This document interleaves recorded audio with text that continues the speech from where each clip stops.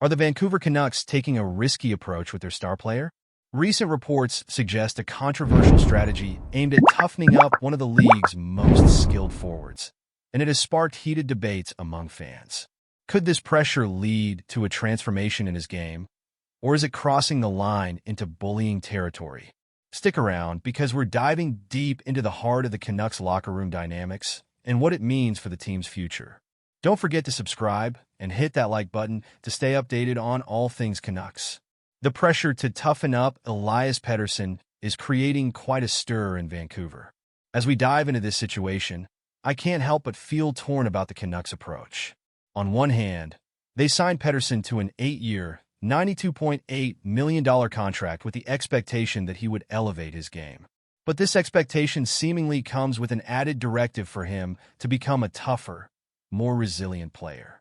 Many analysts and fans have labeled him as soft, and now we're seeing teammates, particularly JT Miller, take it upon themselves to push Pettersson out of his comfort zone.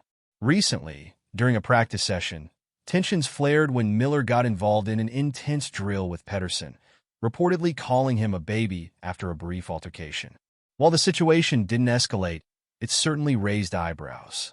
Elliot Friedman mentioned that the management wants the leadership group, including Miller, to take the reins on this, believing that peer pressure might motivate Pettersson more effectively than directives from coaches or management.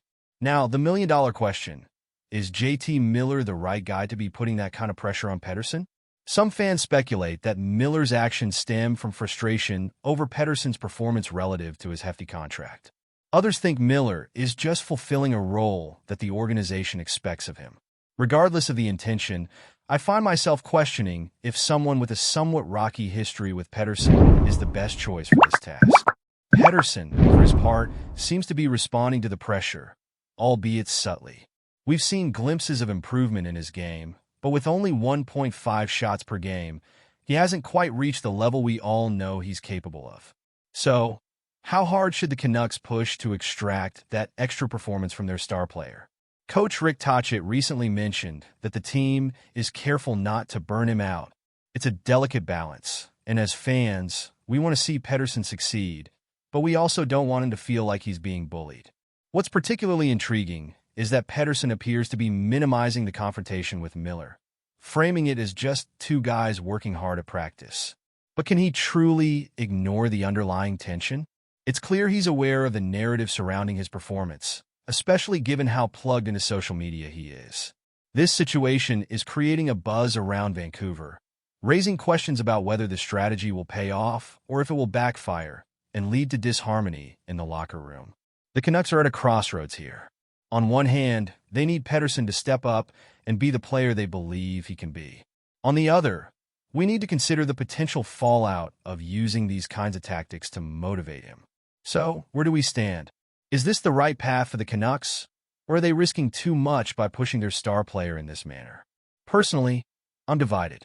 I understand the need for accountability, but I also worry about the mental toll this could take on Pettersson. And you, what do you think? I want to hear your thoughts in the comments below. Are the Canucks making a mistake by putting this kind of pressure on Pettersson, or do you believe it's necessary for his growth? Let's talk about your expectations and frustrations with this situation.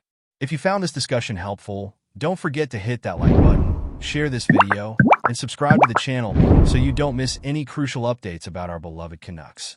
And remember to activate the notification bell so you're always in the loop.